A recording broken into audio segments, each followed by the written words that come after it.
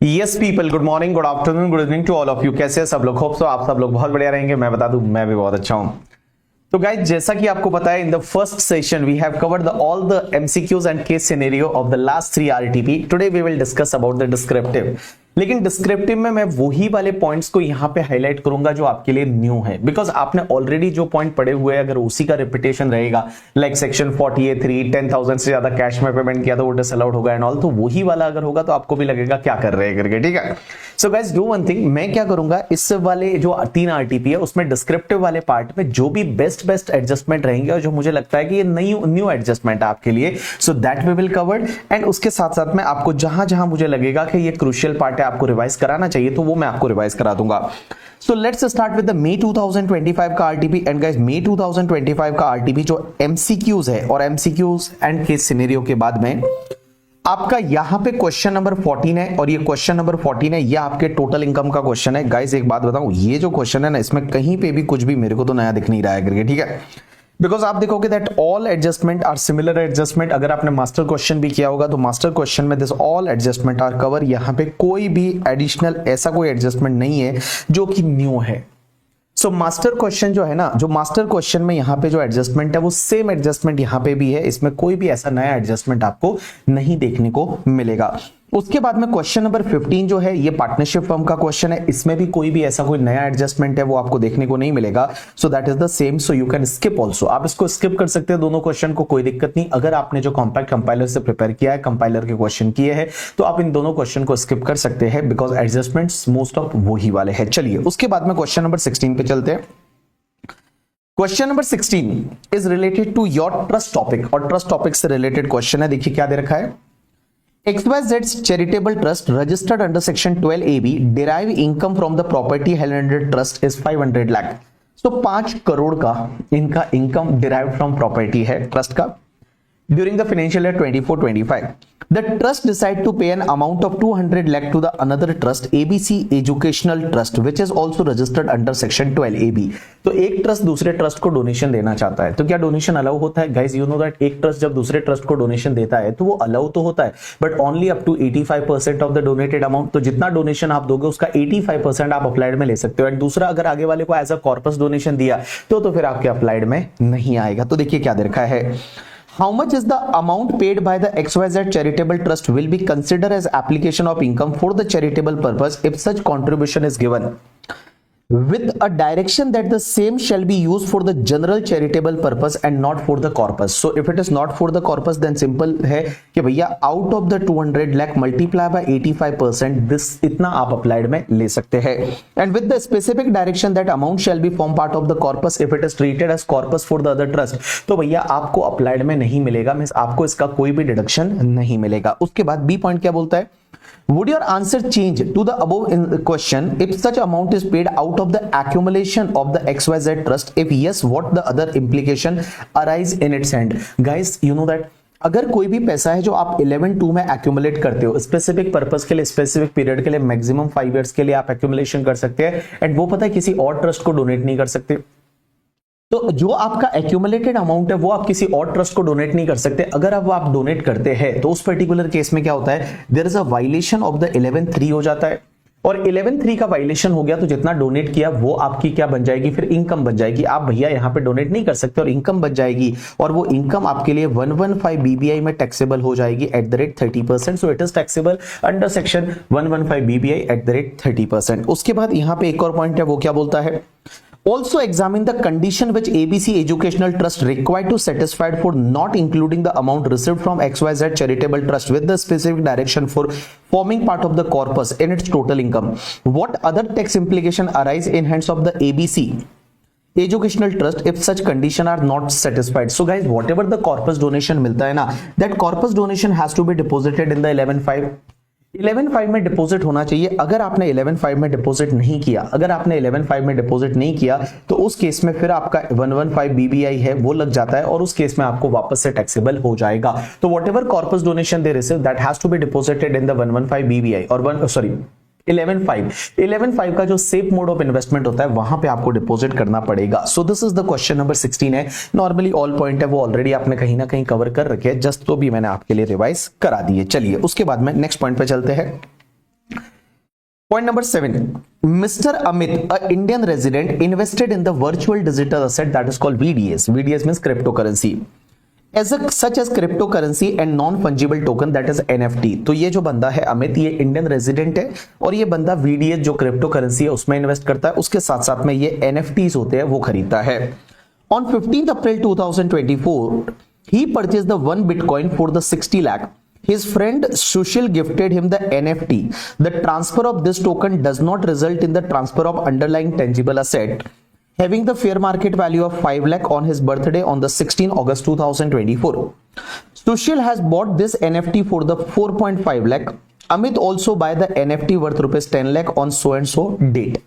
Now, due to the some financial need on 1/12/2024, he sold the 0.5 BTC for the 28 lakh and NFT received from friend of for 6,50,000.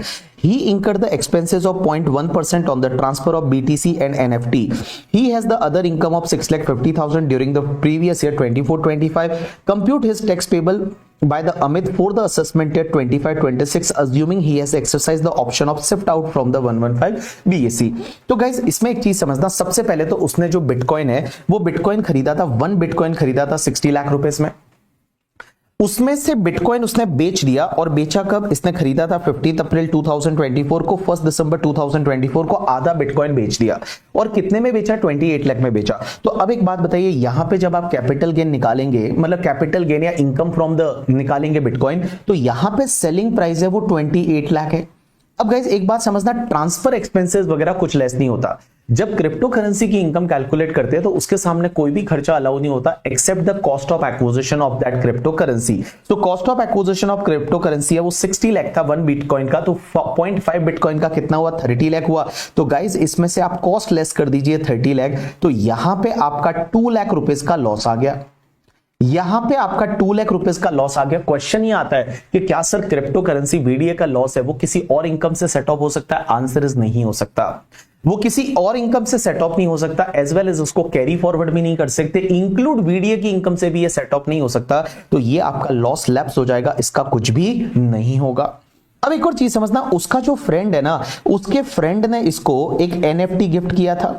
तो अमित का friend है सुशील, सुशील ने इसको NFT gift किया और NFT का fair market value है वो 5 लाख रुपीस है. ये गाइस एक बात बताओ, आपको पता है अपन ने अदर सोर्सेज में 56-10 पढ़ा था, और 56-10 में मैं क्या बोलता था कि अगर मान लो आपको या तो क्या मिलता है, मनी मिलता है, एग्रीगेट मनी मोर देन 50,000 फुल्ली टैक्सेबल, या फिर आपको मूवेबल असेट मिलता है. और मूवेबल असेट में कौन कौन सी असेट कवर होती थी, share, security, jewellery, drawing, painting, sculpture, archaeological collection, any other work of art, bullion and virtual digital asset. और aggregate fair market value is more than 50,000 then it is taxable. तो guys यहां पे 5 लाख का उसको virtual digital asset मिला है, तो क्या ये टैक्सेबल हो जाएगा? Answer is yes.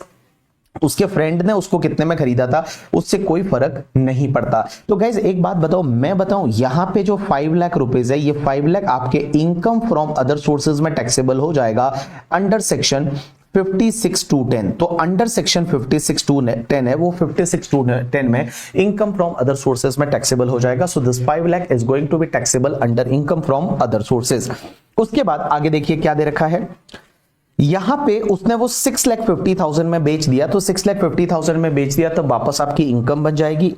ही इंकर द एक्सपेंसेस, और NFT जो फ्रेंड से मिला था वो उसने क्या किया, 6,50,000 में बेच दिया, और उसकी जो अदर इनकम है वो भी आपको दे रखी है 6,50,000. तो क्वेश्चन नंबर 17 के जब आप सॉल्यूशन पे जाएंगे ना, तो आपको यहां पे देखिए बेटर अंडरस्टैंडिंग आएगी. मैं आपको बताता हूं क्वेश्चन नंबर 17 में क्या किया. देखिए, तो जो भी आपका यहां पे 2 लाख रुपीस का लॉस है, this loss is not allowed to be set off and carry forward. इसका कुछ भी नहीं होगा, ये आपका लैप्स हो जाएगा. उसके बाद जो NFT मिला था फ्रेंड से वो पहले IFRS में टैक्सेबल हो गया, तो this is taxable under income from other sources करके 56(2)(10 में. अब जब इसको बेच रहा है तो 650 में बेचा, और कॉस्ट क्या लेंगे, अगर IFRS में टैक्स भरा है तो वो आपकी कॉस्ट बन जाएगी. अगर आपने IFRS में टैक्स भरा है तो जिस वैल्यू पे टैक्स भरा है वो आपकी कॉस्ट बन जाएगी ड्यू टू द सेक्शन 49(4) करके. ठीक है, अब एक बात समझना, इस पे आपने टैक्स भरा है 5 लाख, तो यहां पे 1,50,000 है, ये वर्चुअल डिजिटल असेट का इनकम आ जाएगा, और इस पे आपको 30% की रेट से टैक्स पे करना पड़ेगा. और ये जो है ये आपकी जो इनकम रहेगी ये अदर सोर्सेज की 11,50,000 इनकम रहेगी जो आपकी स्लैब रेट से टैक्सेबल हो जाएगी. तो आप एक काम करिए, इसमें से 11,50,000 का इनकम है जिसको आप स्लैब रेट से टैक्सेबल कर दीजिए, जो भी आपका 2,50,000 50,000 का स्लैब होता है, 250 to 5 lakh, 5%, 5 lakh to 10 lakh, 20%, more than 10 lakh, 30%। And guys, जो वर्चुअल डिजिटल असेट का 1,50,000 का जो इनकम है, उस पर आप 30% की रेट से टैक्स लगा दीजिए, ठीक है। उसमें फिर आप ऐड कर दीजिए हेल्थ एंड एजुकेशन सेस। अब एक और चीज समझना, इस क्वेश्चन में अगर आपको टैक्स पेबल पूछा है, तो जब भी ध्यान रखना टैक्स पेबल पूछा होता है तो आपको उसमें से TDS TCS advance tax less करना रहता है। तो आप एक काम करिए, टीडीएस टीसीएस एडवांस टैक्स है वो आप लेस कर दीजिए। तो आपने जब यहां पे जो खरीदा, सॉरी, जो आपने आपका टीडीएस अंडर सेक्शन 194 से जब आपने बेचा होगा तो आपका टीडीएस कटा होगा 1% की रेट से, वो आप लेस कर दीजिए, आपका इतना आपका टैक्स पेबल आ जाएगा। दिस इज द आपका, ये आपका जो है वो क्वेश्चन नंबर कौन सा है, दैट इज क्वेश्चन नंबर 17। उसके बाद चलिए अगले क्वेश्चन पे चलते हैं। अगले क्वेश्चन में कहीं पे कुछ अगर अच्छी चीज हो तो लेट्स सी करके, ठीक है। क्वेश्चन नंबर आपका 18, और क्वेश्चन नंबर 18 क्या बोलता है, देखिए। During the previous year 24-25, Mr. Vivek, a non-resident, became the partner in the partnership firm of the Pal and Company India and contributed 50 lakh towards the capital. He has paid the interest of 10% as interest on the capital and his profit share every year by the firm as per the terms of the partnership deed. तो एक बंदा है विवेक जो कि non resident है और वो ये पाल एंड कंपनी करके एक पार्टनरशिप फर्म है, उसमें वो पार्टनर बन जाता है, जिसमें वो 50 लाख का कैपिटल लगाता है और उस कैपिटल पे उसको इंटरेस्ट भी मिलने वाला है, उसके साथ साथ में उसको जो है वो शेयर एंड प्रॉफिट भी मिलने वाला है। In previous year 24-25 his profit share was the 4 lakh. उसका जो प्रॉफिट शेयर है इस साल का वो 4 लाख है। During the previous year 24-25 firm paid the 5 lakh to mister Vikas, a non resident friend of mister Vivek, towards the fees for technical service. तो उसका एक दोस्त है विकास, उसको जो फर्म ने क्या किया, फीस फॉर टेक्निकल सर्विस है वो पे किया है for the rendering of the service for the project in India. Mister Vivek and mister Vikas both are the resident of the country X. ये दोनों ही कंट्री एक्स के रेजिडेंट है। पहला क्वेश्चन क्या पूछा है, तो देखिए पहला क्वेश्चन ये बोला है, as a tax consultant of Pal and Company India, you need to advise the firm regarding the tax deduction at source on the payment, that is interest on capital and share of profit made to Mr. Vivek and FTS payment to विकास होना चाहिए। यहाँ पे FTS payment to the विकास, क्योंकि FTS payment का जो payment है वो तो विकास को हुआ था, विकास। Considering that India has the no DTAA with the country X and in case tax is not deductible at source, is there is any other related requirement to be complied with by the firm। तो guys एक बात समझना, सबसे पहली चीज तो यह है कि आपने जो पेमेंट किया तो क्या उस पे टीडीएस कटना चाहिए या नहीं कटना चाहिए, कटना चाहिए तो कैसे कटना चाहिए, एंड अगर मान लो यहाँ पे अगर मान लो फॉर एन एग्जांपल जहां टीडीएस नहीं कट रहा है तो आपकी और रिक्वायरमेंट क्या रहेगी। तो गाइज एक बात समझना, सबसे पहली चीज तो जो विवेक बंदा है वो विवेक आपका पार्टनर है। पार्टनर को दो चीजें मिल रही है, one is the interest on capital and second उसको जो मिल रहा है दैट इज द सेकंड उसको मिल रहा है शेयर इन प्रॉफिट। ये गाइस एक बात बताओ, इंटरेस्ट ऑन कैपिटल हमने तो ऐसा पढ़ा हुआ है एक सेक्शन में दैट इज द 194A में, और 194A में ये पढ़ा हुआ है कि अगर पार्टनरशिप फर्म ने पार्टनर को इंटरेस्ट दिया तो उस पे टीडीएस नहीं काटना है under section 194A। But guys if you remember 194A is applicable only in case of the resident पेई, वो सिर्फ रेजिडेंट पेई के केस में लगता है। यहां पे ये नॉन रेजिडेंट है तो टीडीएस काटना पड़ेगा, कौन सी सेक्शन में, 195 में टीडीएस काटना पड़ेगा। तो on the interest on capital जो है उस पे टीडीएस काटना पड़ेगा, इंटरेस्ट ऑन कैपिटल है उस पे तो आपको टीडीएस काटना पड़ेगा, ठीक है। दूसरी चीज शेयर इन प्रॉफिट दे रहे हैं उस पे टीडीएस काटने की जरूरत नहीं है because that is the exempted. Share in profit is basically exempted, तो शेयर इन प्रॉफिट पे आपको टीडीएस काटने की जरूरत नहीं है, there is no need to deduct the TDS on the share in profit. अब एक और चीज समझना, एक और बंदा जो है उसका दोस्त विकास, उसको पे कर रहे हैं FTS, fees for technical service. अब गाइस एक बात समझना, फीस फॉर टेक्निकल सर्विस है ना, अगर वो 115A में टैक्सेबल हो रहा है तो उस पे टीडीएस है वो 20% की रेट से कटना चाहिए और टैक्सेबल भी 20% की रेट से हो जाएगा। लेकिन गाइस ऐसा दे नहीं रखा कि यहाँ पे गवर्नमेंट के साथ में अग्रीमेंट है और वो अग्रीमेंट गवर्नमेंट ने अप्रूव किया है एंड ऑल, तो मैं ये मानूंगा 115A के हिसाब से नहीं जाता, तो उस पर्टिकुलर केस में फीस फॉर टेक्निकल सर्विस है वो नॉर्मल रेट से टैक्सेबल हो जाएगा in hands of the non resident. तो उस पे टीडीएस कौन सी सेक्शन में काटना पड़ेगा, 195 में काटना पड़ेगा, और 195 में कौन सी रेट से काटना पड़ेगा, rate in force. Rate in force का मतलब होता है आगे वाले के लिए जो टैक्स रेट है, और आगे वाले के लिए टैक्स रेट पर अपन 30% ले लेंगे क्योंकि आगे वाला इंडिविजुअल है। तो आगे वाला इंडिविजुअल है तो आप 30% की रेट से टीडीएस है वो टीडीएस काटेंगे। अब एक और चीज समझना, अगर आपका टैक्स नहीं काटते हैं, जैसे मान लो for an example share in profit पे टैक्स नहीं काटते, बट अगर आपका फॉरेन रेमिटेंस होता है तो उस पर्टिकुलर केस में आपको उसका रिपोर्टिंग रिक्वायरमेंट रहता है।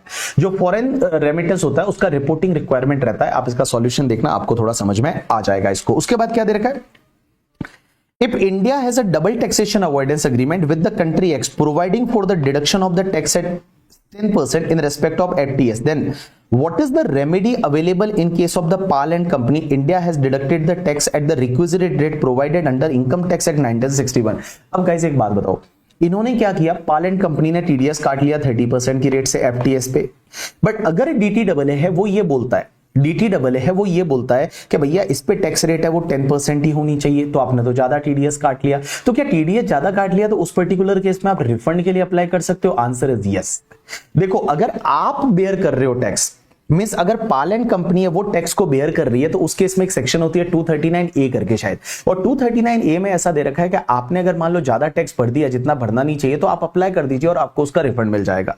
लेकिन अगर आप टैक्स बेयर नहीं कर रहे हो, वो आगे वाला पर्सन ही बेयर कर रहा है और उसके इनकम से काटा है, तो उस पर्टिकुलर केस में वो रिटर्न फाइल करके और एक्सेस वाला क्या करेगा, वो उसका रिफंड ले लेगा। So that will be the remedies available करके, ठीक है। चलिए this is the question number 18। Question number 19 पे चलते हैं और देखिए क्वेश्चन नंबर 19 क्या बोलता है। Mr. Bhuvan proposed to purchase for his business certain raw material from the Srinivas. In view of the scrutiny of the product, Srinivas insists on the scrutiny is the secrecy of the product. Again, I am reading. Try to understand. Okay, guys. Mr. Bhuvan proposed to purchase for his business certain raw material from the Srinivas. In view of the secrecy of the product, Srinivas insists on the cash payment for the purchases, to which Bhuvan agree. On 27 March 2025, the purchase are effected through the cash invoice of the 3,20,000. In respect of the above transaction, will there be any detrimental effect in hands of the Bhuvan and Srinivas under the provision of Income Tax Act 1961? Explain briefly. तो guys एक बात बताओ, यहाँ पे क्या हो रहा है, भुवन जो है वो परचेज कर रहा है कुछ गुड्स, और परचेज करने के लिए उसने 3,20,000 का कैश में पेमेंट किया। तो कैश में पेमेंट किया तो उस पर्टिकुलर केस में क्या होगा, अगर आप बायर के पॉइंट ऑफ व्यू से देखोगे तो कैश में अगर आपने पेमेंट किया तो आपका सेक्शन 40A सब सेक्शन 3 में ये खर्चा डिसअलाउड हो जाएगा, बिकॉज 10,000 से ज्यादा सिंगल डे में सिंगल पर्सन को पेमेंट किया तो आपका खर्चा डिसअलाउड हो जाता है। तो 40A3 के हिसाब से ये एक्सपेंडिचर डिसअलाउड हो जाएगा। और एक बात समझना, जो पर्सन रिसीव कर रहा है वो उसने क्या किया, सिंगल डे में या फिर सिंगल ट्रांजैक्शन से रिलेटेड या सिंगल इवेंट से रिलेटेड 2 लाख रुपए या उससे ज्यादा का कैश में रिसीव किया, तो वहां पे वायलेशन हो जाएगा 269ST का। और जब 269ST का वायलेशन हो गया तो उसके हाथ में 100% पेनल्टी लगा सकता है एओ करके, ठीक है। तो अगर मैं बात करूं श्रीनिवास की, तो श्रीनिवास के केस में 269ST का वायलेशन हो जाएगा। उसके बाद अगला क्वेश्चन क्या बोला है, will your answer be different if the cash purchase are affected by the buyer Bhuvan on the 2 different date for the different raw material for 1,80,000 and 1,40,000 respectively. तो अगर ऐसा होता है तो उस पर्टिकुलर केस में 40A3 तो लगी जाएगा, बिकॉज 40A3 में तो सिंगल डे में सिंगल पर्सन को कैश में 10,000 से ज्यादा का पेमेंट किया तो वो डिसअलाउड हो जाएगा। तो 40A3 है वो तो आपका लगी जाएगा, लेकिन एक बात समझना 269ST नहीं लगेगा, क्योंकि सिंगल ट्रांजैक्शन या सिंगल डे या सिंगल इवेंट से रिलेटेड 2 लाख या उससे ज्यादा का कैश में पैसा नहीं मिला है। तो उस पर्टिकुलर केस में जो सेलर रहेगा, सेलर को जो पैसा मिल रहा है, उस केस में आपका 269ST का वायलेशन नहीं माना जाएगा। उसके बाद में क्वेश्चन नंबर 20 पे आइए और देखिए क्वेश्चन नंबर 20 क्या बोलता है। क्वेश्चन नंबर 20 बोलता है कि Mrs Sudha Sharma age 61 years married and settled in Calcutta. तो कलकत्ता में सेटल्ड है, मैरिड है, तो कुल मिला के जब कलकत्ता में रह रही है तो अपन इसको बोल सकते हैं कि R एंड OR है, क्या है, resident and ordinarily resident. She is a Hindustani classical singer and composer who perform concert in India as well as the country M. She visits the country M every year during the music season in the October to participate in the mega music concert held there. For the rest of the year, she performed the concert in India only. So guys, ये बंदी क्या करती है, country M में जाती है concert में participate करने के लिए in the month of the October. तो देखो रेजिडेंट एंड ऑर्डिनरीली रेजिडेंट के लिए पूरे वर्ल्ड की इनकम टैक्सेबल हो जाएगी, तो इंडिया की income as well as foreign की इनकम सब टैक्सेबल होगी। Income from concert held in India, तो इंडिया की इनकम है तो भैया ये आपके लिए टैक्सेबल हो जाएगी, बिल्कुल टैक्सेबल हो जाएगी, क्या दिक्कत है। उसके बाद कंट्री एम से आपको जो इनकम हुआ है दैट इज द CMD करके जो करेंसी है वो इनकम हुआ है 12,245 का, ठीक है। तो CMD 12,245 है, उतना इनकम हुआ है। And tax deducted in country M in the October 2024 in respect of the income earn by her in that country was 2,500 CMD। इतना वहां पे TDS कटा है, मींस वहां पे टैक्स जो कटा है, फॉरेन में टैक्स कटा है वो 2,500 CMD है। उसके बाद में आगे क्या दे रखा है, She earned the income of the CND, एक और दूसरी कंट्री से 10,000 का CND करके जो है वो CND करके 10,000 और हुआ है। by way of royalty in respect of the copyright of her musical composition in country N करके जो दूसरी कंट्री है, the royalty is paid to her every year on the 25th March after deduction of the tax at the rate 10%। तो मार्च में उनका TDS काटा जाता है और उसके बाद में भैया उनको रॉयल्टी मिल जाता है। एक बात बताओ, पहले तो इस क्वेश्चन में पूछा क्या है वो मैं बता देता हूं, तो उसके बाद में अपने लिए बढ़िया हो जाएगा कि इस क्वेश्चन में पूछा इन्होंने क्या है। तो इस क्वेश्चन में आई थिंक पूछा कहां से, स्टार्टिंग से कहां पूछा क्या है करके, ठीक है। हाँ, सो बेसिकली कन्वर्जन रेट दे दी है, वो दे दिया। इस क्वेश्चन में पूछा क्या है, okay, compute total income and net tax liability taking into account of the foreign tax credit वगैरह सुधा शर्मा का for the assessment at 25-26 if she has opted out of the default taxation regime. तो old taxation regime में जा रही है, आपको इसकी total income निकालनी है और उसका जो टैक्स आता है वो भी आपको निकालना है। तो गाइज एक बात बताओ, सबसे पहली चीज तो अगर मैं बताऊं, इंडिया की इनकम है वो टैक्सेबल हो जाएगी, फॉरेन की इनकम है वो भी टैक्सेबल हो जाएगी। बट ये फॉरेन की इनकम जो है ना, ये फॉरेन की इनकम जो CMD 12,245 है ये हुआ है और इस पे टीडीएस कटा है in the month of October 2024 और 2500 सीएमडी का टीडीएस कटा है। एक चीज ध्यान रखना, सबसे पहली चीज तो यह है कि जो फॉरेन की इनकम होती है वो अगर फॉरेन करेंसी में तो उसको इंडियन करेंसी में कन्वर्ट कैसे करते हैं। अगर आपको याद रहेगा तो मैंने आपको लास्ट में ये टॉपिक दे रखा है और ये टॉपिक जो है that is the rule number 115 करके। और रूल नंबर 115 में क्या बताया हुआ है कि देखो आपका सैलरी का इनकम जो है as well as the interest on security है या फिर डिविडेंड का इनकम है या कैपिटल गेन का इनकम है। क्या क्या बोला मैंने, सैलरी का इनकम है, इंटरेस्ट ऑन सिक्योरिटी का इनकम है, डिविडेंड का इनकम है एंड कैपिटल गेन का इनकम है। ये जिस मंथ में होता है उसके पिछले मंथ के लास्ट डेट की टीटीबीआर लेनी है। ये जिस मंथ में हुआ उसके पिछले मंथ के लास्ट डेट की टीटीबीआर लेनी है। एंड गाइस उसके साथ में जो पीजीबीपी का इनकम, अगर आपका जो पीजीबीपी का इनकम है वो अगर आपका नॉन रेजिडेंट का जो शिपिंग वाला बिजनेस है, नॉन रेजिडेंट का शिपिंग वाला है, तो उस पर्टिकुलर केस में भी जिस मंथ का इनकम है उसके पिछले मंथ का लास्ट डेट का टीटीबीआर लेना है। लेकिन इसके अलावा जो भी आपकी इनकम है, इसके अलावा आपकी हाउस प्रॉपर्टी की इनकम है या कोई भी पीजीबीपी की इनकम है या आईएफओएस की इनकम है करके, ठीक है। आईएफओएस की इनकम में कौन सी इनकम को छोड़ के, एक तो इंटरेस्ट ऑन सिक्योरिटी को छोड़ दो और एक डिविडेंड को छोड़ दो। तो interest on security and dividend इनको छोड़ के बाकी अगर कोई आईएफओएस का इनकम है तो हाउस प्रॉपर्टी का इनकम, पीजीबीपी का इनकम एंड आईएफओएस का income, interest on security and dividend को छोड़ के इनके केस में last date of the previous year का टीटीबीआर लेना पड़ेगा और उस टीटीबीआर से आपको उसको कन्वर्ट करना पड़ेगा इन द इंडियन करेंसी।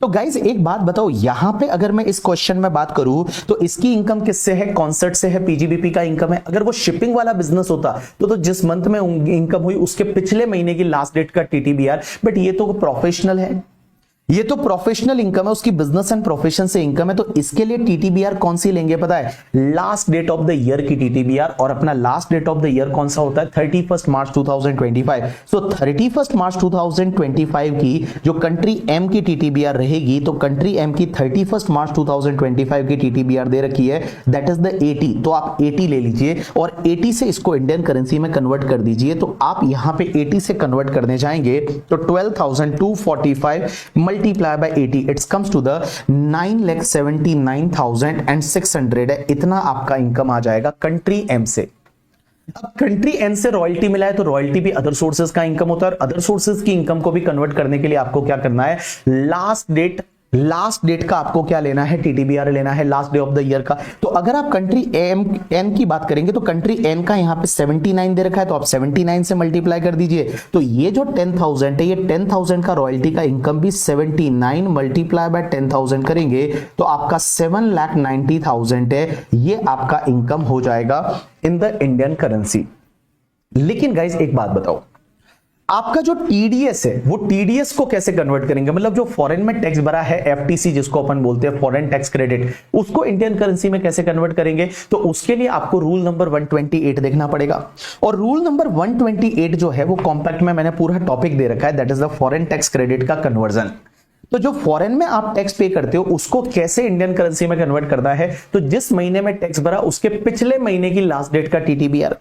तो गाइज यहां पे आप देखोगे तो जिस महीने में आपने टैक्स भरा है उसके पिछले महीने की लास्ट डेट का टीटीबीआर है वो आपको लेना है। यहां पे ऐसा दे रखा है, तो देखिए आपने जिस मंथ में टैक्स भरा है, जिस मंथ में आपने फॉरेन टैक्स भरा है, आप TTBR of the SBI on the last day of the previous month in which the tax has been paid और डिडक्टेड शैल बी एडॉप्टेड।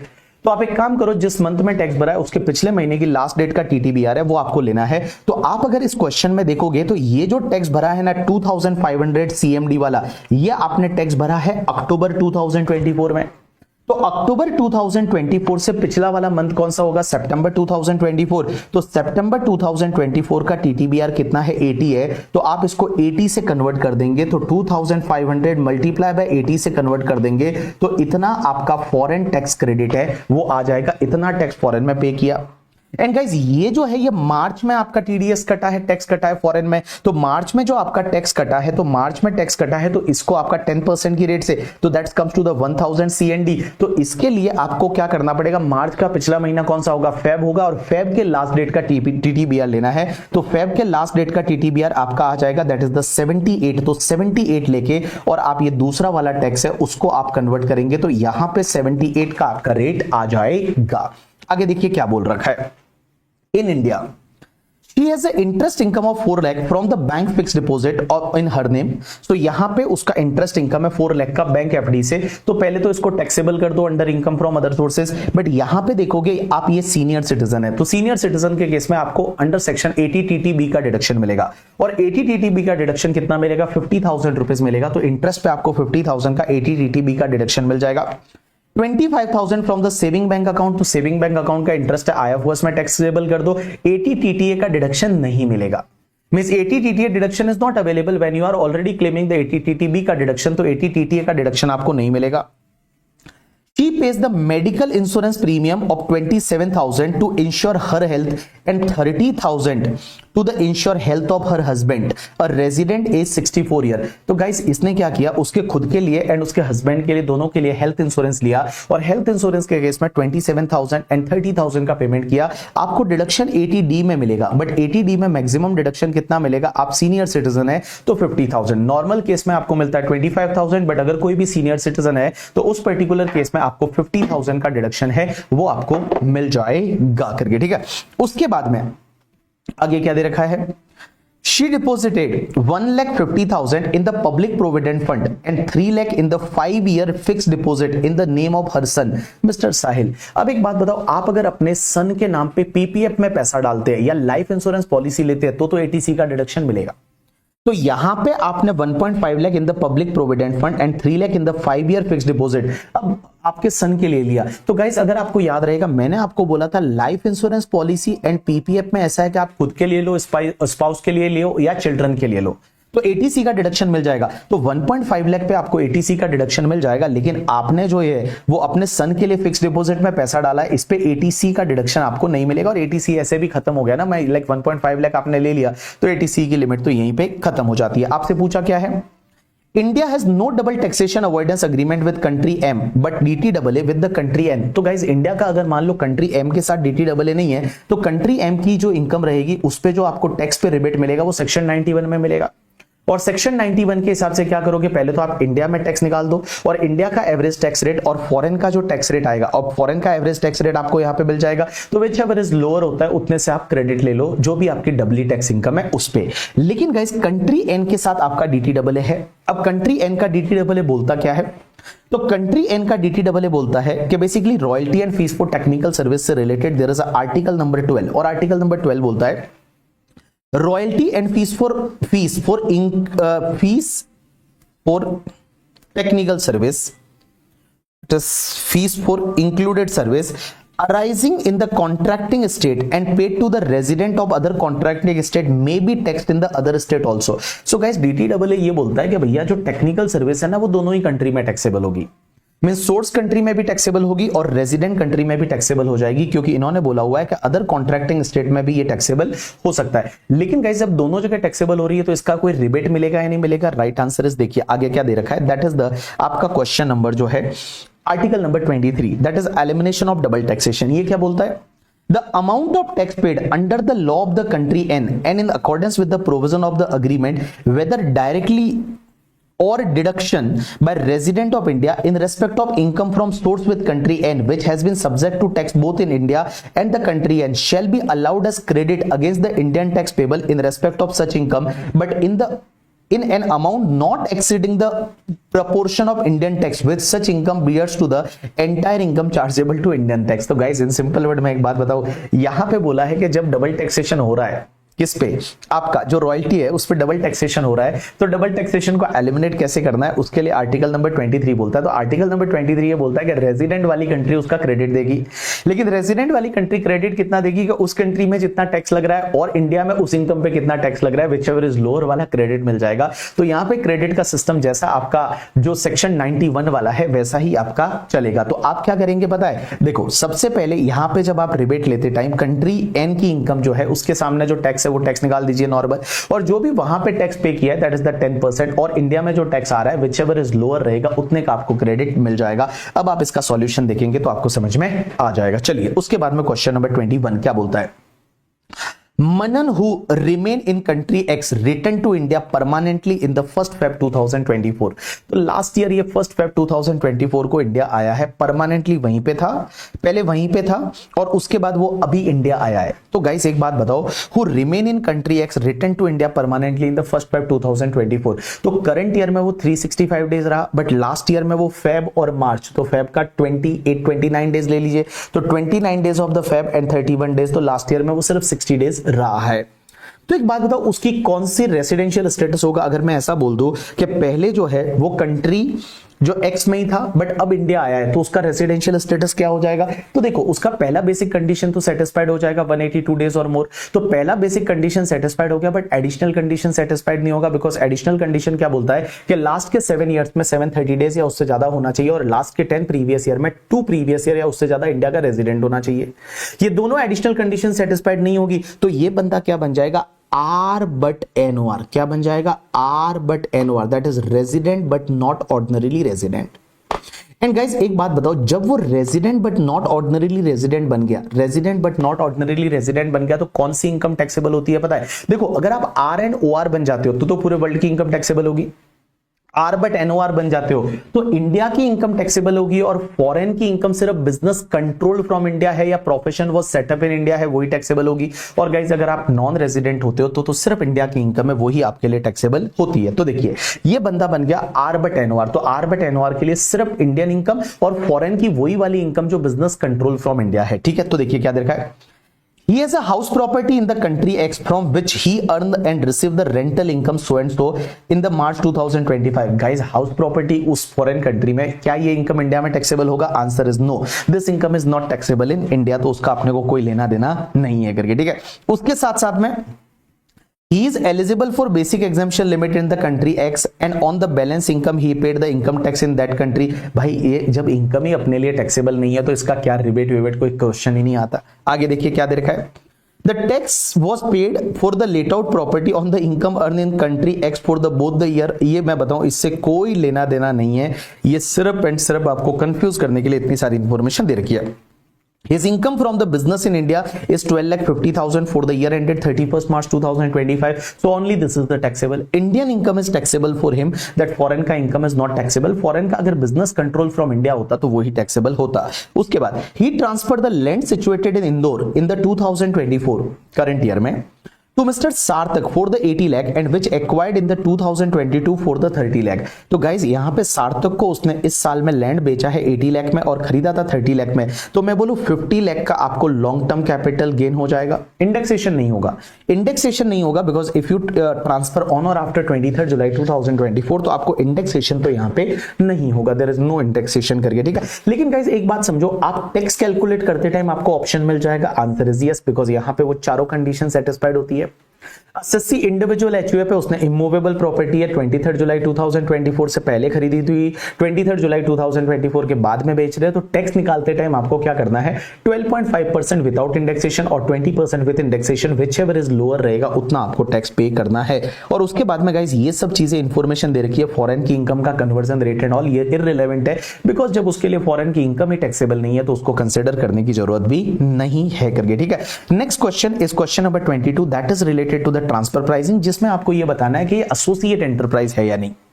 तो आप अगर इसको एक बार रीड कर लोगे तो आपको समझ में आ जाएगा कि ये एसोसिएट एंटरप्राइज है या नहीं है। If they are the associate enterprise तो ट्रांसफर प्राइसिंग लगेगा, एसोसिएट एंटरप्राइज नहीं है तो ट्रांसफर प्राइसिंग नहीं लगेगा। तो बड़ा सिंपल सा यहाँ पे 3-4 केस दे रखे जो देख के आपको समझ में आ जाएगा कि ये एसोसिएट एंटरप्राइज है या नहीं। सो दिस इज द ये आपका आरटीपी था जो कि मई 2025 एग्जाम के लिए था करके, ठीक है। चलिए उसके बाद में अपन चलते हैं अगली आरटीपी पे, और अगली आरटीपी जो है वो हम लेंगे, that is the September 2025 exam वाली, ठीक है।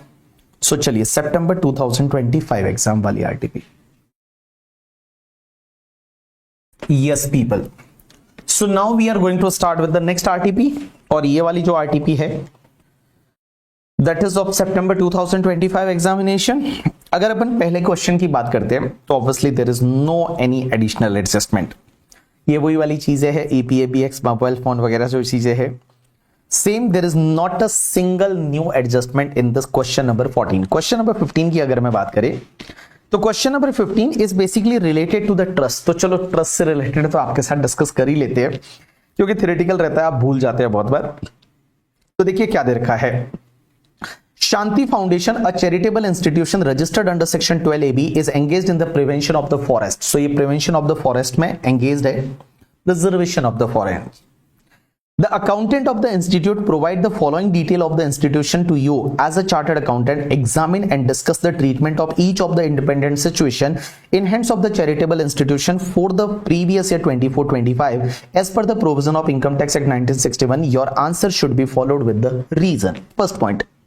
The institute follow the mercantile system of accounting and during the previous year 24-25 has incurred the electricity expenditure of 1,20,000 for the period pertaining to the year 24-25. The electricity expenses was actually paid on the 15th of April 2025 through the account pay check. In which year such expenditure will be treated as application? Hey guys, देखो मैंने आपको बताया था trust के case में आपको application उस year में मिलता है जिस ईयर में आप एक्चुअल में पेमेंट करते हैं।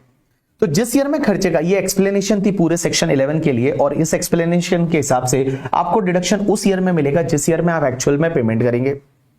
तो आपने जो एक्चुअल में पेमेंट किया है वो प्रीवियस ईयर 25-26 में किया है, तो आपको डिडक्शन कौन से ईयर में मिलेगा, 25-26 में मिल जाएगा। उसके बाद the foundation was cultivating 15 hectare of the agriculture land from agriculture operation, इनको ये इनकम हुआ। क्वेश्चन ये आता है क्या एग्रीकल्चर इनकम है वो एग्जेम्प्ट हो जाएगा? Right answer is yes. Guys agriculture income को ऐसे अप्लाइड वगैरह करने की जरूरत नहीं, ऐसा आपने बोला था कि नॉर्मली क्या होता है कि जब आप 11-12 का एग्जाम्शन लेते हैं तो 10 की सीरीज की कोई भी एग्जाम्शन नहीं मिलती, बट 1023C मिलती है, 10-1 मिलती है। तो भाई साहब 10-1 में आपका जो एग्रीकल्चर इनकम एग्जेम्प्ट होता है तो वो एग्जेम्प्ट हो जाएगा, आंसर इज यस, वो एग्जेम्प्ट हो जाएगा। उसके बाद Shanti Foundation has earned the rental income for the previous year 24-25 amounting to rupees 4 lakh.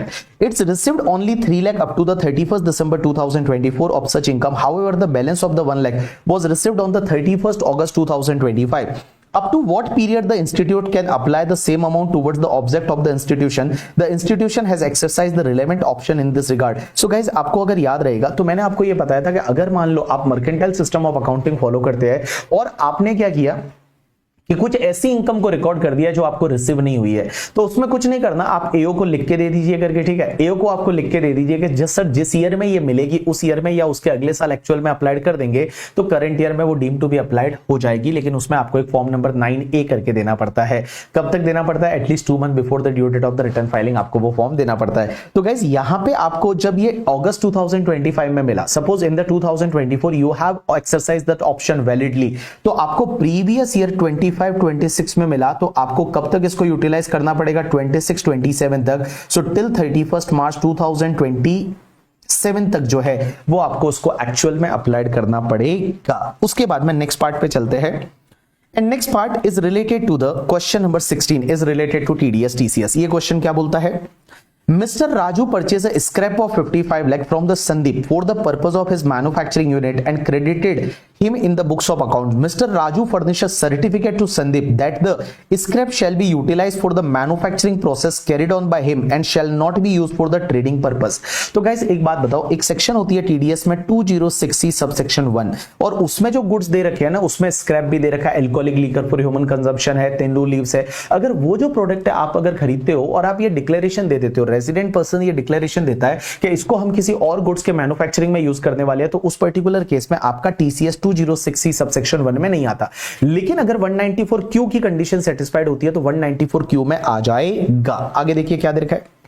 Mr. Raju made the payment of 45 lakh during the previous year 24-25 to the Sandeep. Assume turnover of both Raju and Sandeep from the business carried on by them exceed 10 crore in the financial year 23-24. तो guys यहाँ पे क्या होगा ना, यहाँ पे TCS 206C subsection 1 में तो नहीं आएगा बिकॉज वो डिक्लेरेशन एंड ऑल दे रहे, बट बेटा 194Q में आ जाएगा। आंसर इज यस, बिकॉज आपने जो गुड्स खरीदा है वो 50 लाख से ज्यादा का है, तो 50 लाख से ज्यादा का है तो in excess of the 50 lakh है, उस पे आपको TDS है वो काटना पड़ेगा। कौन सी सेक्शन में? 194Q में 0.1% 0.1% की रेट से TDS काटना पड़ेगा। उसका अगला क्वेश्चन बोलता है mister Rajat took a loan of 12 lakh from his employer Josh private limited an Indian domestic manufacturing company for the sponsoring the study of his daughter in the Australia. Out of that amount, he remitted 9,75,000 towards the fees for the university in the Australia for his daughter for the educational purpose on the 1/10/2024. The remittance was made through the same authorized dealer under the liberalized remittance scheme of the RBI. तो guys एक बात बताओ, India के बाहर अगर आप particular limit that is 7 lakh से ज्यादा का रीएम्बर्समेंट इंडिया के बाहर रेमिटेंस करते हो अंडर द LRS स्कीम, तो उस पर आपको TCS आता है, और TCS आता है 206C सबसेक्शन 1G में। लेकिन उसमें TCS का रेट क्या होता है कि नॉर्मली 20% है, बट एजुकेशनल या मेडिकल पर्पस के लिए है तो 5% रहेगा। तो यहां पे 7 लाख के ऊपर वाले पे 5% की रेट से TCS आएगा। लेकिन उसमें एक चीज ये है कि सर अगर मान लो out of the educational loan लिया है बैंक से वगैरह, तो बैंक से वगैरह जो 80E में दे रखा है वैसा एजुकेशनल लोन लिया है तो वो रेट आपकी 0.5 हो जाएगी। लेकिन गाइज यहाँ पे एजुकेशनल पर्पस के लिए तो है, लेकिन आपका एजुकेशनल लोन नहीं है, ये एजुकेशनल लोन नहीं है ना, आपने अपने एम्प्लॉयर से लोन लिया, this is not a educational loan, तो यहाँ पे 0.5% वाला बेनिफिट नहीं मिलेगा। यहाँ पे 5% की रेट से TCS आ जाएगा under section 206C subsection 1G करके, ठीक है। चलिए उसके बाद में क्वेश्चन नंबर 17। क्वेश्चन नंबर 17 क्या बोलता है, that is Samaksh Limited filed its return of income under section 139(1) on the 15 September 2023. तो guys 15 September 2023 को इन्होंने रिटर्न फाइल किया for the assessment at 23-24. The return was found to be defective and the intimation was issued on the 10th May 2024, directing the assessee to rectify the defect within the 15 days. The defect was rectified on the 19th May 2024. The return was processed and intimation was sent on the 15th July 2024. Subsequently, the assessing officer issued a notice under section 143(2) on the 21st June 2025. CA of the Samaksh Limited contended that the notice was the time barred and it is issued beyond the permissible limit given under section 143(2) by the assessing officer. एक बात बताओ, आपने return file किया था, वो return आपने file कब तक किया था, कब किया था? 15 सितंबर 2023 को। आपको स्क्रूटनी के लिए 143(2) का नोटिस कब तक आ सकता है? 3 month from the end of the financial year in which return was filed. तो यहां पे आपका फाइनेंशियल ईयर था 31 मार्च 2024 और वहां के एंड से अगर आप 3 मंथ लोगे तो 30 जून 2024, 30 जून 2024 तक आपको नोटिस आ सकता है। अब हुआ क्या, यहां पे आपका रिटर्न कुछ डिफेक्टिव था, उन्होंने कुछ टाइम दिया, उतने दिन में आपने डिफेक्ट रेक्टिफाई कर दिया। लेकिन क्वेश्चन ये आता है डिफेक्ट रेक्टिफाई किया और ये लोग स्क्रूटनी का नोटिस भेज रहे हैं, वो 21 जून 2025 को भेज रहे हैं, तो क्या ये टाइम बार्ड है या नहीं? Right answer is yes, it is a time barred. ये टाइम बार्ड है, ये गलत है, क्योंकि ऐसा एक केस लॉ है। अगर मैं आपको बताऊं तो this question is based on the one of the case law, and that case law का नाम क्या है मैं आपको बता देता हूं। केस लॉ का नाम है that is the travel designer India private limited, और ये मैंने आपको जो एक लिस्ट दे रखी है नई केस लॉ की, उसमें भी ये दे रखा है। तो travel designer India private limited के केस लॉ में बोला कि अगर रिटर्न डिफेक्टिव था लेकिन असेसी ने उसको रेक्टिफाई कर दिया with in the time given by the department, तो भैया उस रिटर्न को वैलिड ही माना जाएगा, पुराने वाले रिटर्न को, और वो रिटर्न जिस ईयर में फाइल हुआ था उस ईयर के एंड से 3 महीने के अंदर अंदर ही आपको नोटिस भेजना चाहिए था टिल 30 जून 2024। और यहां पे आप अगर लेट रिटर्न फाइल, लेट जो है वो नोटिस भेज रहे हैं स्क्रूटनी का, तो ये आपका टाइम बार्ड है। Answer is yes. So time barred है तो यहां पे आपका स्क्रूटनी असेसमेंट है वो आपका नहीं हो सकता। That is the question number आपका 17 करके, ठीक है। क्वेश्चन नंबर 18 जो है ये आपका पेनल्टी से रिलेटेड है और सेक्शन 270A का पेनल्टी। उसमें बड़ा सिंपल है कि देखो इंटीमेशन जो है, इंटीमेशन आने के बाद में आपकी असेसमेंट में इनकम बढ़ जाती है, तो असेसमेंट में इनकम बढ़ जाती है तो उस पर आपको अंडर रिपोर्टिंग ऑफ इनकम माना जाता है और उस पर जो भी टैक्स आएगा उस पर आपको पेनल्टी लगेगी। अगर अंडर रिपोर्टिंग का केस है तो जो भी टैक्स आएगा उस पर 50% और अगर मिस रिपोर्टिंग का केस है तो 200% है। तो ये क्वेश्चन नंबर 18 कोई नया नहीं है। अगर आपने वहां पे 270A के क्वेश्चन किए होंगे पेनल्टी टॉपिक में तो ये आपका काम बन जाएगा। उसके बाद क्वेश्चन नंबर 19 है ना, ये थोड़ा नया क्वेश्चन है, that is the related to the safe harbour. आपको पता है जो एडिशनल पेजेस मैंने दे रखे थे उसमें मैंने आपको एक सेफ हार्बर बताया था, that is related to the diamond. कि देखो इंडिया में अगर मान लो कोई फॉरेन कंपनी है, वो क्या करती है, नोटिफाइड जोन में डायमंड का सिर्फ डिस्प्ले करती है, तो वो एक्टिविटी जो है उस पर इंडिया में टैक्स नहीं लगेगा, because that is not treated as the business connection. You know that business connection की डेफिनेशन में हमने पढ़ा था कि अगर फॉरेन कंपनी है वो इंडिया के किसी नोटिफाइड जोन में डायमंड का सिर्फ डिस्प्ले एक्टिविटी करती है, then it is not treated as the business connection. But अगर वो डायमंड को सेल करती है तो उस पर्टिकुलर केस में भैया उस पर टैक्स लगेगा। आंसर इज यस, सेल किया तो उस पर टैक्स लगेगा और टैक्स लगेगा और उसकी इनकम मानी जाएगी। लेकिन उसके लिए एक सेफ हार्बर रूल है। सेफ हार्बर रूल क्या है कि ग्रॉस रिसिट का अगर आप 4% इनकम बता देते हो then it is the safe harbour. जो आपकी ग्रॉस रिसिट है वो ग्रॉस रिसिट का अगर आप 4% बता देते हो then it is on the safe harbour और डिपार्टमेंट कोई भी आपको ऑब्जेक्ट नहीं करेगा। Department is not going to object it. But अगर 4% से कम बताते हो तो उस पर्टिकुलर केस में वो ऑब्जेक्ट कर सकते हैं, उस केस में वो आपकी इनकम वगैरह कंप्यूट कर सकते हैं। सो this is the very interesting question और मुझे लगता है ये एग्जाम में आ सकता है। तो इस क्वेश्चन को एक बार आप ढंग से देख लीजिए और उसके साथ साथ में इसका सॉल्यूशन देख लीजिए। सॉल्यूशन में वही वाली चीज है जो मैंने आपको बताई है। सॉल्यूशन में वही वाली चीज है जो मैंने आपको बताई है। क्या क्या ध्यान रखना है, पहली चीज तो कि देखो अगर नोटिफाइड जोन में फॉरेन कंपनी सिर्फ डायमंड का डिस्प्ले एक्टिविटी करती है then it is not a business connection, there is no need to pay any tax in India. But अगर वो सेल करती है तो उससे जो इनकम होगी उस पर इंडिया में टैक्स लगेगा because it is treated as a business connection. लेकिन उसके लिए एक सेफ हार्बर रूल है और सेफ हार्बर रूल ये बोलता है कि ग्रॉस रिसिट का अगर आप 4% इनकम बता देते हो तो उस पर्टिकुलर केस में ये सेफ हार्बर है, department is not going to object that. इस बेसिस पे आप इसका सॉल्यूशन और क्वेश्चन को रीड कर लीजिए, आपका काम बन जाएगा। उसके बाद क्वेश्चन नंबर 20 है ना, ये क्वेश्चन नंबर 20 कुछ नया क्वेश्चन नहीं है। This is the similar to our DTAA question.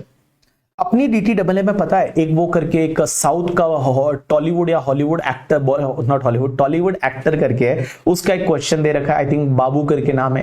Question number 10 है अपने कंपाइलर का और क्वेश्चन नंबर 10 में सेम ऐसा का ऐसा दे रखा है कि भैया इंडिया का उसका जो हाउस प्रॉपर्टी का इनकम इतना है, कंट्री एक्स में हाउस प्रॉपर्टी का लॉस है, आई थिंक अमाउंट भी सेम है यहाँ पे। उसके साथ साथ में उसका जो इंडिया में इसका जो इनकम है वो सिंगिंग प्रोफेशन से इतना है। उसके बाद में he is the owner of the Delhi super players, उसमें कुछ हैदराबाद सुपर प्लेयर्स का ओनर था करके, ठीक है। ये क्वेश्चन सेम है बट गाइस एक बात बताओ, इसमें एक फर्क है। एक चीज ध्यान रखना, अगर मान लो इंडिया का एग्रीकल्चर इनकम होता है तो इंडिया का एग्रीकल्चर इनकम है ना वो एग्जेम्प्ट होता है अंडर सेक्शन 10(1) में। इंडिया का agriculture income is basically exempt under section 10(1). लेकिन एक चीज समझना, पार्शियल इंटीग्रेशन एक होता है। पार्शियल इंटीग्रेशन का मतलब क्या होता है? पार्शियल इंटीग्रेशन 3 केसेस में होगा। सबसे पहली चीज, अगर असेसी आपका इंडिविजुअल है, HUF है, AOP है, BOI है या आर्टिफिशियल जुरिडिकल पर्सन है तो पार्शियल इंटीग्रेशन होगा। दूसरा, आपकी नेट एग्रीकल्चर इनकम है ना वो मोर देन 5000 है तो पार्शियल इंटीग्रेशन होगा। और तीसरा ये था कि आपकी जो अदर इनकम है, अदर इनकम का मतलब नॉन एग्रीकल्चर इनकम है, वो मोर देन बेसिक एग्जेम्पशन है तो उसमें पार्शियल इंटीग्रेशन होगा। तो 3 कंडीशन सेटिस्फाइड होनी चाहिए।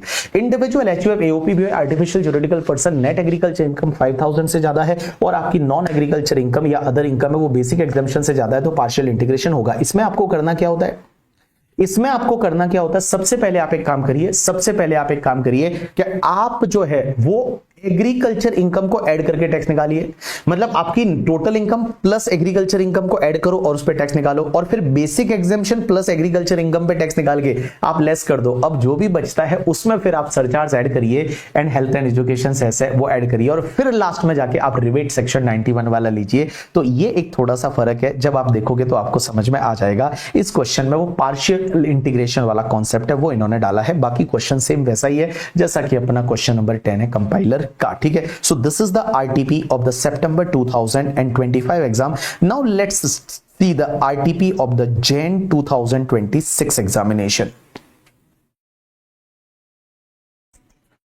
Yes people, so guys next part is the RTP Jan 2026 exam के लिए उसमें जो पहला केस है उसमें पहला क्वेश्चन जो है that is the as usual total income. कुछ भी नया पॉइंट नहीं है, एक पॉइंट नया है जो आपको ध्यान देना है।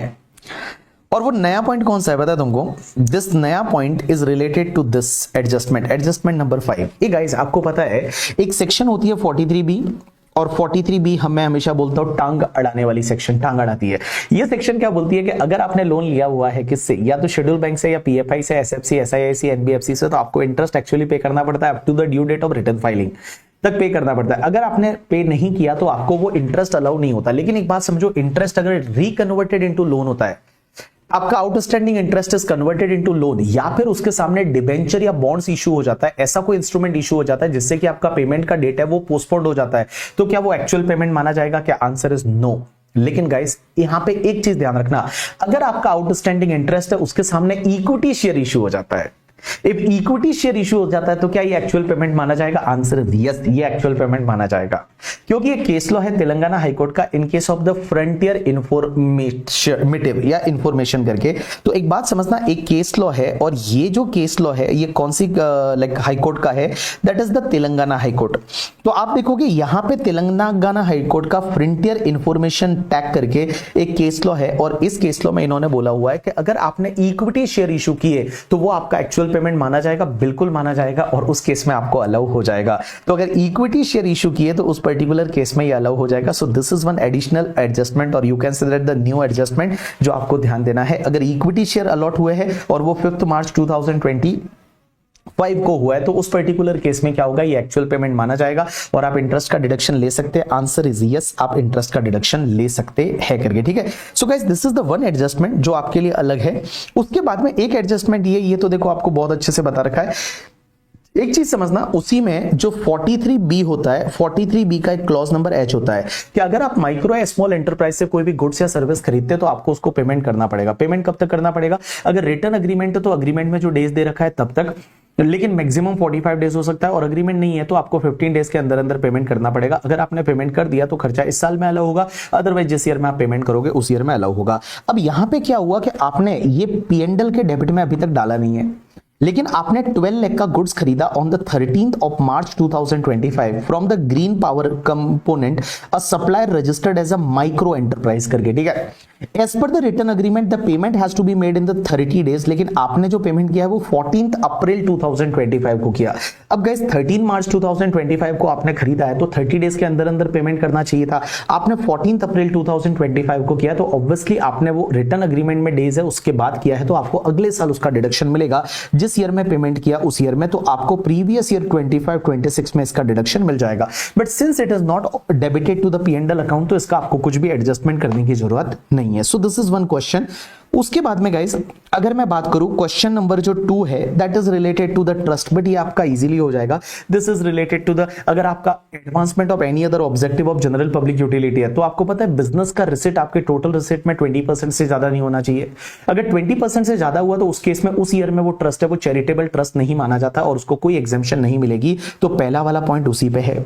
दूसरा वाला पॉइंट ये है कि अगर ये वोकेशनल ट्रेनिंग वगैरह देता है तो क्या ये एजुकेशन में कवर होगा या नहीं होगा। अगर आप वोकेशन ट्रेनिंग देते हैं या फिर कोई भी ऐसे स्किल रिलेटेड ट्रेनिंग देते हैं तो वो भी एजुकेशन में आता है। ऐसा एक केस लॉ था और ये तुम्हारे एजुकेशन में आ जाएगा। और लास्ट वाला पॉइंट ये बोलता है कि दो ट्रस्ट है उनका अगर मर्जर हो रहा है, तो मर्जर हो रहा है तो क्या चलेगा या नहीं चलेगा। मर्जर हो सकता है लेकिन दोनों ट्रस्ट रजिस्टर्ड होने चाहिए और दोनों का ऑब्जेक्टिव सेम होना चाहिए। अगर दोनों ट्रस्ट रजिस्टर्ड है और दोनों का ऑब्जेक्टिव सेम है तो उस पर्टिकुलर केस में आपका मर्जर हो जाएगा, तो भी आपका चलेगा, कोई दिक्कत नहीं है करके, ठीक है। उसके बाद में guys next part is related to TDS, but ये बड़ा सिंपल सा है। पहला पॉइंट तो ये है कि अगर आप लॉटरी डिस्ट्रीब्यूटर है और आपको जो कमीशन मिलता है तो उस पे टीडीएस कौन सी सेक्शन में कटता है, 194G में आपका टीडीएस कट जाएगा। तो इस पर्टिकुलर केस में 194G में आपका टीडीएस कटेगा, तो 194G में आपको टीडीएस काटना पड़ेगा। और दूसरा वाला पॉइंट जो है that is related to the crypto currency, और क्रिप्टो करेंसी के केस में 194S में टीडीएस है वो 1% की रेट से आपका कट जाएगा करके। तो आप इन दोनों क्वेश्चन को देखोगे तो आपका काम बन जाएगा। चलिए उसके बाद में क्वेश्चन एक जो अगला पॉइंट है, वो अगला पॉइंट जो है क्वेश्चन नंबर 16, इसके बारे में अगर मैं आपको 1 मिनट में बताना चाहूं तो आपको समझ जाएगा। एक बात समझना, होता क्या है स्पेशल ऑडिट के लिए डायरेक्शन दिया, अगर स्पेशल ऑडिट के डायरेक्शन को कंप्लाई नहीं करते हो तो उस पर्टिकुलर केस में आपका बेस्ट जजमेंट असेसमेंट 144 में हो सकता है, एक्स पार्टी असेसमेंट। लेकिन स्पेशल ऑडिट के लिए डायरेक्शन दिया, लेकिन चार्टर्ड अकाउंटेंट ने ऑडिट करने से मना कर दिया। Chartered accountant like the nominated chartered accountant without any valid reason refuse to undertake the audit of एसएससी's अकाउंट। चार्टर्ड अकाउंटेंट ने ऑडिट करने से मना कर दिया। तो क्या इस केस में एसएससी की कोई गलती है क्या? आंसर इज नो, एसएससी की कोई गलती नहीं है। तो क्या एसएससी का बेस्ट जजमेंट असेसमेंट हो सकता है? आंसर इज नो, एसएससी का बेस्ट जजमेंट असेसमेंट नहीं हो सकता। इससे रिलेटेड एक बहुत पुराना केस लॉ है, तो अगर आप देखोगे तो आपको इसको समझ में आ जाएगा। अगला question is related to the same, that 270A का पेनल्टी। उसके बाद में गाइस अगला जो पॉइंट है that is the question number 18 is related to the 44C। और 44C जो होता है वो आपको पता है हेड ऑफिस जो है, हेड ऑफिस का खर्चा ब्रांचेस को कितना अलाउ होता है। तो हेड ऑफिस का खर्चा ब्रांचेस को कितना अलाउ होता है? इस साल का जो एडजस्टेड टोटल इनकम है उसका 5% और actual head office allocated expenditure whichever is lower है उतना अलाउ होता है। लेकिन एक बात समझना, इस साल का अगर आपका एडजस्टेड टोटल इनकम निकालते कैसे? तो आप एक काम करो, पहले इस साल का टोटल इनकम निकाल दो, उसमें फिर पहले आप ऐड बैक कर दो। क्या ऐड बैक करोगे? डिडक्शन अंडर चैप्टर 6 से, और उसके बाद में जो पुराना अनअब्सॉर्ब्ड डेप्रिसिएशन है एंड पुराना कोई भी लॉसेस है वो अगर आपने सेट ऑफ किया है तो वो भी आप ऐड बैक कर दो और वो आपको एडजस्टेड टोटल इनकम मिल जाएगा। लेकिन गाइस अगर इस साल का एडजस्टेड टोटल इनकम आपका नेगेटिव है तो आप एक काम करो, पिछले 3 साल का एवरेज एडजस्टेड टोटल इनकम ले लीजिए और उसका आपको 5% लेना है। तो यहां पे हुआ क्या है कि the adjusted total income of the current year is a loss, मतलब इस साल का लॉस है। तो इस साल का लॉस है तो आप एक काम करो, पिछले 3 साल का एवरेज एडजस्टेड टोटल इनकम है वो आप ले लो। अब एक बात समझना, पिछले 3 साल का आपको डेटा दे रखा है। अब असेसेबल टोटल इनकम आपको कितना दे रखा है? 18 लाख दे रखा है। उसमें आपका करंट ईयर का डेप्रिसिएशन है, इसको कोई दिक्कत नहीं, करंट ईयर का डेप्रिसिएशन तो लेस होता ही है, लेकिन अनएब्सॉर्ब्ड डेप्रिसिएशन डाला हुआ है उसको ऐड बैक कर दो। उसके बाद डिडक्शन अंडर चैप्टर 6 से डाला हुआ है इसको ऐड बैक कर दो। ब्रॉड फॉरवर्ड मतलब पुराना शॉर्ट टर्म कैपिटल लॉस डाला हुआ है उसको ऐड बैक कर दो। लॉन्ग टर्म कैपिटल लॉस इस साल का ही है तो कोई दिक्कत नहीं है करके, ठीक है। ब्रॉड फॉरवर्ड स्पेक्युलेटिव लॉस डाला हुआ है, तो ब्रॉड फॉरवर्ड डाला हुआ है ना, तो इसको आप ऐड बैक कर दो। And guys expenditure on the VRS 1/5 आपने लिया है तो कोई दिक्कत नहीं ना, 1/5 तो अलाउ होता है। तो ऐसे आप तीनों सालों का करके और फिर एवरेज करके मल्टीप्लाई बाय 5% और आपका हेड ऑफिस एलोकेटेड एक्सपेंडिचर है वो आप ऐड बैक कर दो। तो कुल मिला के एक बात बताओ, जितना भी आपका एवरेज एडजस्टेड टोटल इनकम आएगा उसका 5% और actual head office allocated expenditure इस साल का कितना है? 185, विच एवर इज लोअर है उतने का आपको जो है वो मिल जाएगा। क्या? Deduction under section 44C। So this is the question number आपका जो है, ये आपका क्वेश्चन नंबर कौन सा है? 18 है करके, ठीक है। उसके बाद क्वेश्चन नंबर 19 जो है वो मैं नहीं कराऊंगा क्योंकि सेम क्वेश्चन मैंने आपको सेफ हार्बर रूल्स के साथ में करा दिया था। और सेफ हार्बर रूल्स के साथ में मैंने आपको बताया था कि अगर जो भी तुम्हारा सॉफ्टवेयर डेवलपमेंट सर्विस है या आईटी एनेबल्ड सर्विस है उसमें आपको मैंने बोला था 17-18% आपको बताना पड़ता है operating profit on the operating expenses. तो operating profit on the operating expenses है वो आपको 17-18% बताना पड़ता है। तो गाइज अगर आपका अप टू 100 करोड़ है तो आप 17% बता दीजिए, अगर 100 करोड़ से ज्यादा है और 200 करोड़ तक है तो उस पर्टिकुलर केस में आप 18% बता दो, ऐसा कुछ था करके, ठीक है। तो गाइज अगर आप देखोगे ना तो यहाँ पे सेफ हार्बर रूल से रिलेटेड मैंने आपको चीजें दे रखी है ऑन द लास्ट पेज, और यहाँ पे आप देखोगे तो सेफ हार्बर रूल से रिलेटेड मैंने आपको चीजें दे रखी है। और इसमें देखो जो भी तुम्हारा सॉफ्टवेयर डेवलपमेंट सर्विस है एंड आईटी एनेबल्ड सर्विस है, मैंने आपको 200 करोड़ बोला, now it is 300 crore. So up to 100 crore तक है तो आप 17% बता दो, और अगर 100 करोड़ से ज्यादा और अप टू 300 करोड़ है तो आप 18% मार्जिन बता दो, ओपी डिवाइड बाय ओई करके, ठीक है। अगर आप इतना बता देते हो तो ये आपका सेफ हार्बर माना जाएगा करके, ठीक है। उसके बाद केपीओ के केस में यहां पे एक स्लैब दे रखा था। उसके बाद में गाइस एक और चीज मैं बताऊं, यहां पे अगर आपका रिसर्च एंड डेवलपमेंट से रिलेटेड है, अगर आपका कॉन्ट्रैक्ट आरएनडी है करके, ठीक है, तो कॉन्ट्रैक्ट आरएनडी के केस में अगर ये अप टू 300 करोड़ तक ट्रांजैक्शन है तो उसमें आपको क्या करना है? 24% तक ऑपरेटिंग प्रॉफिट बताना है। अगर आप 24% तक बता देते हो तो ये आपका सेफ हार्बर माना जाएगा। और एज वेल एज द अगर मान लो जेनरिक फार्मास्यूटिकल ड्रग से रिलेटेड आपका आरएनडी है तो उसमें भी 24% आपको बताना है। तो आरएनडी के केस में आपको 24% बताना है। अब गाइस एक बात बताओ, यहां पे अगर आप देखेंगे तो पहला वाला जो पॉइंट है that is the provision for system support service to the blue orbit system है, दूसरा provision for data processing service with the use of information technology करके, ठीक है। तो ये तुम्हारा सॉफ्टवेयर डेवलपमेंट सर्विस है, ये आईटी एनेबल्ड सर्विस है। आपको देखना है पहले आपने कितना परसेंट प्रॉफिट बताया है। ये ऑपरेटिंग प्रॉफिट है, ये ऑपरेटिंग एक्सपेंसेस है। तो देखो 8 डिवाइड बाय 50 मल्टीप्लाई बाय 100, तो यहां पे आपने 16% बताया है। आपका 99 करोड़ का टर्नओवर है तो 99 करोड़ का ट्रांजैक्शन वैल्यू है, means with in the 100 crore है तो आपको 17% बताना चाहिए था, आपने कम बताया है तो भैया यहां पे ये सेफ हार्बर आपने नहीं लिया।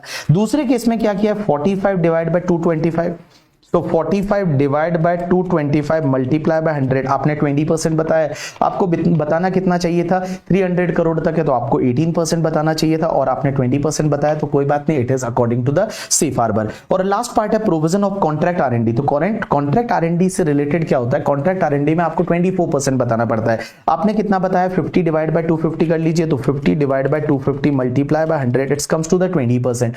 तो आपने कम बताया है, आपको बताना चाहिए था 24%, तो ये आपका सेफ हार्बर के हिसाब से नहीं है। This is the question number आपका 19 एंड क्वेश्चन नंबर 20 है, ये DTAA से रिलेटेड है। इस क्वेश्चन में भी कुछ नई चीजें नहीं है करके, ठीक है, इस क्वेश्चन में भी कोई नई चीजें नहीं है, आप अगर देखोगे तो आपका काम बन जाएगा। तो गाइज मैंने 1 घंटे के अंदर अंदर आपको ये जो है कुछ डिस्क्रिप्टिव क्वेश्चन से जो नए थे जो आपको मैंने करा दिए, ठीक है। चलिए, all the best for your examination. अब अपन मिलने वाले हैं सीए बनने के बाद। अब ये लास्ट पार्ट है, थोड़े एफर्ट्स और मार दो, और ढंग से थोड़े एफर्ट मार दिए ना तो सीए बनने वाले हो, और अपन मिलने वाले हैं सीए बनने के बाद। All the best for your examination.